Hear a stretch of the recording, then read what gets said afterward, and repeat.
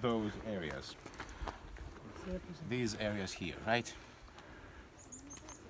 And over there we have, first of all, the religious center of the Acropolis of Mycenae, and the buildings where the scribes were working.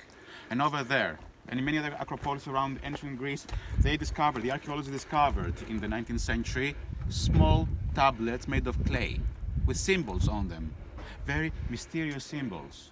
And all the scholars wanted to break that code and read those texts. The one who finally succeeded in doing so wasn't really an archaeologist, nor a historian, but an architect. A British architect in 1952 announced that now we know what those ancient clay tablets from Greece want to tell us. Michael Ventris, he proved without any doubt in 1952 that those clay tablets are nothing but boring catalogs.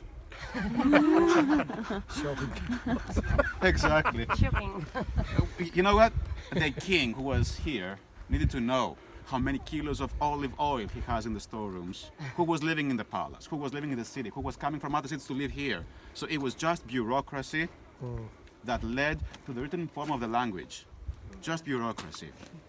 So Michael Ventris was a very interesting personality. He has spent World War II breaking Nazi codes. So he knew Greek, and he knew that in order to break that code, he had to combine things, and he knew how Greek is. We have sometimes the same word, but with different suffixes. We have all the genders, we have singular, plural, we have everything. So he knew that. And he saw some symbols repeated, but with different endings. So he understood that it's the same word, but almost similar.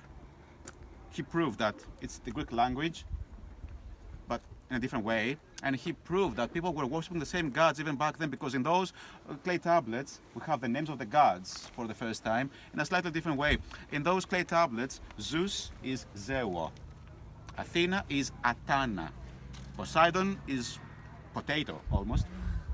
But that proves two things, that people were worshipping the same gods even back in the 16th century BC, because the earliest clay tablets with linear B inscriptions, that's how they call it, date back to the 16th century BC. That proves that also people were speaking the same language, Greek language, in the 16th century BC. But back then they had other ways of writing it down, symbols, not letters. Letters were introduced much later, around the 8th century BC, when Homer composed his two epics, the Iliad and the Odyssey, and Hesiod composed the so-called Theogony. But it all started with those clay tablets that were found over there somewhere. And now, time to reach the top, to see the remains of the palace of King Agamemnon, and to talk about what happened to that king after he came back from Troy.